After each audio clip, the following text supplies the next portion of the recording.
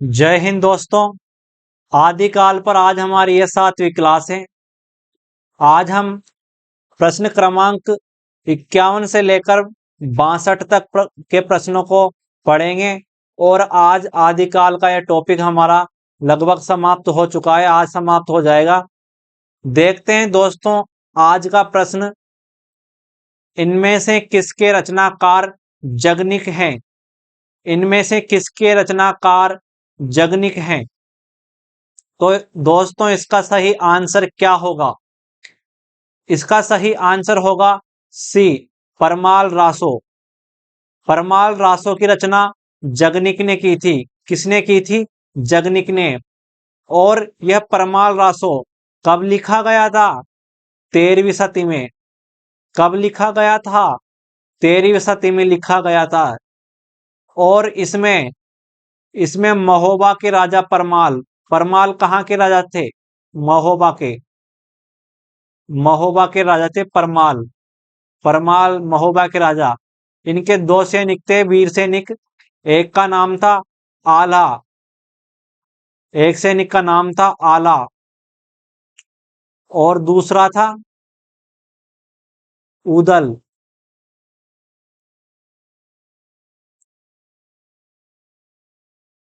एक सैनिक था आला और दूसरा था उदल।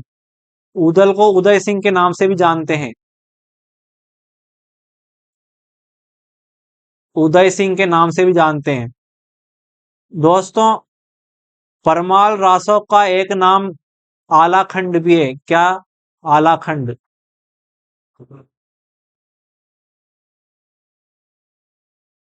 यह एक वीर गीत है, यानी वीरता का वर्णन है इसमें, इन वीरों का। इसको आलाखंड को कब गाया जाता है? वर्षा ऋतु में। जब वर्षा ऋतु रहती है तब इसको गाया जाता है। क्यों गाया जाता है? क्योंकि जब वर्षा ऋतु आती थी तो युद्ध लगभग विराम की अवस्था पर होते थे और उस समय सैनिकों में वीरता का एहसास रखने के लिए, उनमें साहस बनाए रखने के लिए उन्हें वीर गीत सुनाया करते थे। कब? वर्षा की ऋतु में।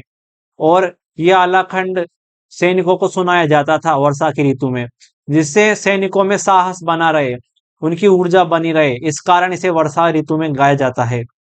दोस्तों इसके अलावा आलाखंड में 52 लड़ाइयों का वर्णन है। कितनी? 52 लड़ाइयों का वर्णन है। और परमाल रासो को सबसे पहले 1865 ईस्वी में, 1865 में फर्रुखाबाद के कलेक्टर थे। कहाँ के? फर्रुखाबाद। फर्रुखाबाद के कलेक्टर।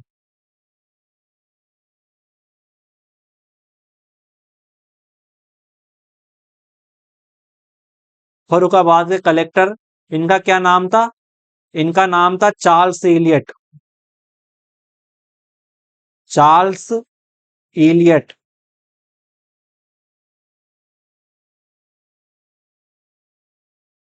इन्होंने इसका प्रकाशन करवाया था 1865 ईस्वी में, फर्रुखाबाद के कलेक्टर ने। और यह वर्षा ऋतु में गाया जाता था।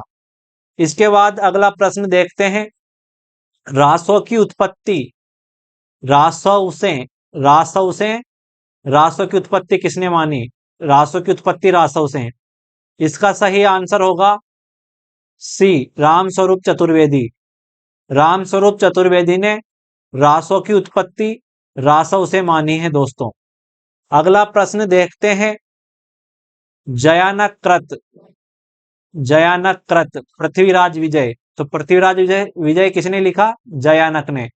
और किस भाषा में? संस्कृत भाषा में। इसके आधार पर पृथ्वीराज रासो को अप्रामाणिक किसने घोषित किया? सबसे पहले जयानक कृत विजय, पृथ्वीराज विजय के आधार पर पृथ्वीराज रासो को अप्रामाणिक घोषित किया था। किसने किया था? बी, डॉक्टर बुलर ने। और यह कब किया था डॉक्टर बुलर ने? 1875 ईस्वी में। 1875 ईस्वी में सबसे पहले इन्होंने पृथ्वीराज रासो को अप्रामाणिक घोषित किया था। किसके आधार पर? पृथ्वीराज विजय के आधार पर। दोस्तों अगला प्रश्न है, इनमें से किसने पृथ्वीराज रासो को प्रामाणिक नहीं माना? प्रामाणिक नहीं माना, पृथ्वीराज रासो को प्रामाणिक नहीं माना, किसने नहीं माना? रामचंद्र शुक्ल ने। इसका आंसर होगा दोस्तों रामचंद्र शुक्ल। रामचंद्र शुक्ल ने पृथ्वीराज रासो के बारे में कहा है कि वास्तव में यह ग्रंथ तो पूरा का पूरा जाली ग्रंथ है। यह कथन रामचंद्र शुक्ल ने कहा था पृथ्वीराज रासो के बारे में। पृथ्वीराज रासो को हजारी प्रसाद द्विवेदी, एचपीडी, एचपीडी का मतलब हजारी प्रसाद द्विवेदी, हजारी प्रसाद द्विवेदी ने सुख सुखी संवाद में इसकी रचना मानी है। किस संवाद में? सुख सुखी संवाद में। सुख सुखी, सुख सुखी संवाद में इसकी रचना मानी है। अगला प्रश्न है, विद्यापति पदावली को किसने नागिन की लहर कहा? विद्यापति पदावली को किसने नागिन की लहर कहा? विद्यापति पदावली को किसने नागिन की लहर कहा? दोस्तों इसका सही आंसर होगा बी, निराला ने। निराला ने विद्यापति पदावली को नागिन की लहर कहा। नागिन की लहर कैसी थी? निराली। नागिन की लहर कैसी थी? निराली। दोस्तों इसके पहले भी मैंने प्रश्न कराया था, लेकिन उस समय मुझसे एक गड़बड़ी हो गई थी। उसमें मैंने इसका दिनकर दिनकर लिख दिया था, निराला की जगह दिनकर। तो दोस्तों इसका सही आंसर निराला होगा। नागिन की लहर किसने मानी? निराला ने। इसके बाद ये कब लिखी गई थी विद्यापति पदावली? यह लिखी गई थी 14वीं सदी में। 14वीं सदी में लिखी गई थी और इसी के कारण विद्यापति को मैथिल कोकिल, मैथिल कोकिल कहा जाने लगा। यह इतनी प्रसिद्ध हो गई थी कि सभी लोग इसको पढ़ने के लिए बेचैन रहते थे। इस कारण इसे मैथिल कोकिल कहा जाने लगा, इसकी प्रसिद्धि के कारण मैथिल कोकिल। दोस्तों अगला प्रश्न देखते हैं, ढोला मारूरा दुहा। ढोला मारूरा दुहा किसकी रचना है? ढोला मारूरा दुहा किसकी रचना है? इसका सही आंसर क्या होगा? इसका सही आंसर होगा ए, कल्लोल। कल्लोल ढोला मारूरा दुहा के रचनाकार हैं। दोस्तों यह रचना कब लिखी गई थी? ढोला मारूरा दुहा कब लिखा गया था? यह 11वीं सदी में लिखा गया था। यह रचना 11वीं सदी में इसकी रचना हुई थी और 17वीं सदी में 17वीं सदी में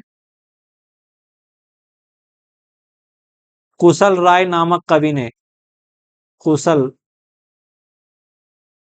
राय कवि ने इसमें क्या जोड़ दी? चौपाइयां जोड़ दी अपनी।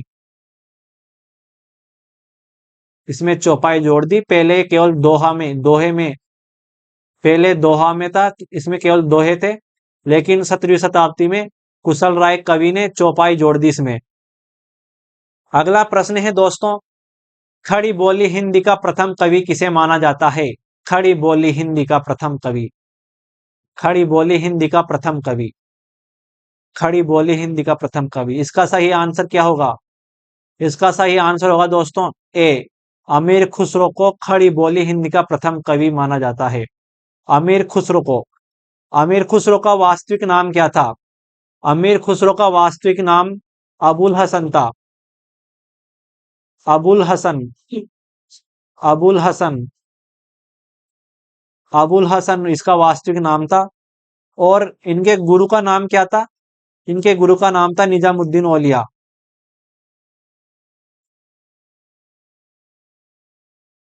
निजामुद्दीन औलिया के शिष्य थे अमीर खुसरो, निजामुद्दीन औलिया के। निजामुद्दीन औलिया के शिष्य थे अमीर खुसरो। दोस्तों अमीर खुसरो को तोताए हिंद के नाम से भी जाना जाता है। तोताए हिंद।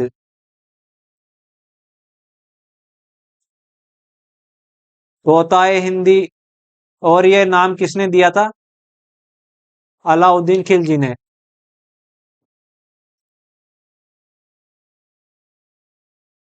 अलाउद्दीन खिलजी ने दिया था यह नाम।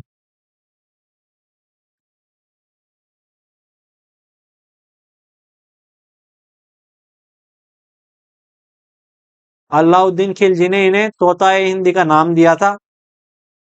और दोस्तों डॉक्टर राम कुमार वर्मा। डॉक्टर राम कुमार वर्मा ने अमीर खुसरो को अवधि का प्रथम कवि कहा था। किसका? अवधि का प्रथम कवि।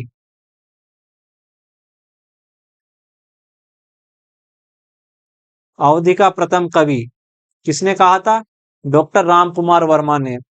इसके बाद दोस्तों हम अगला प्रश्न देखते हैं।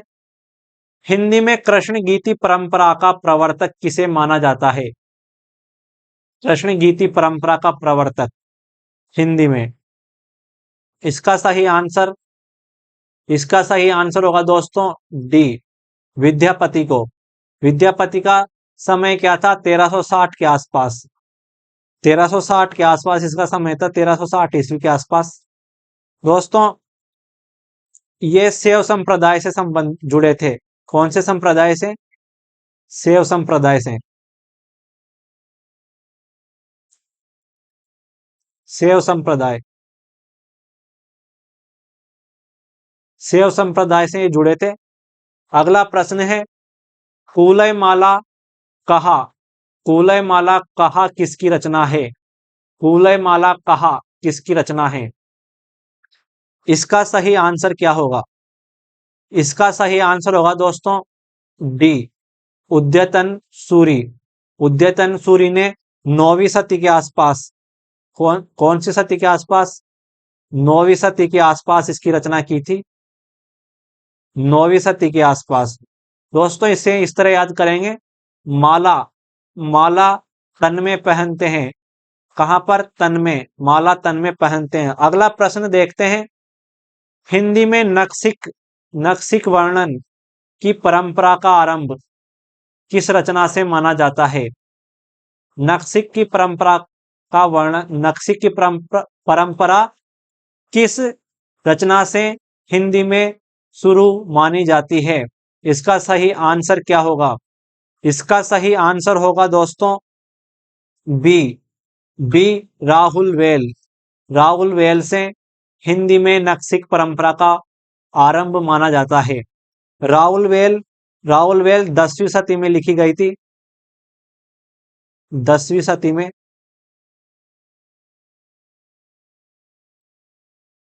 और इसके रचयिता रोड कवि थे। रोड कवि। रोड कवि ने इसकी रचना की थी। दोस्तों ये चंपू काव्य है। कौन सा काव्य? चंपू काव्य।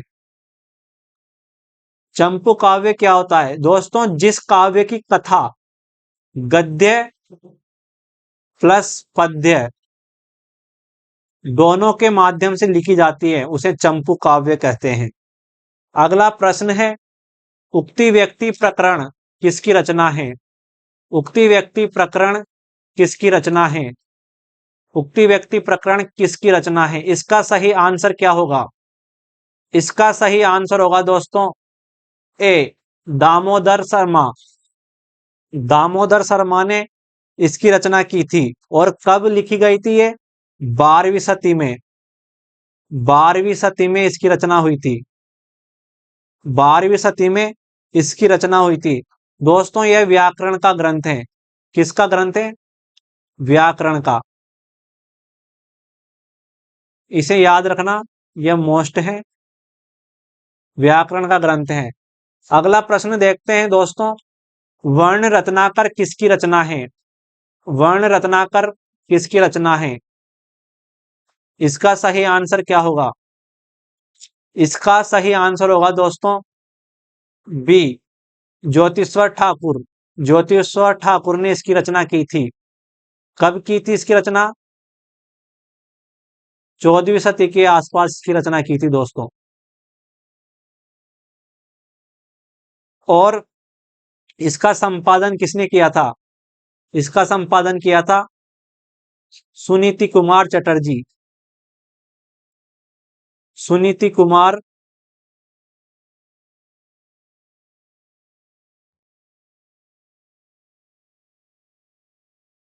सुनीति कुमार चटर्जी।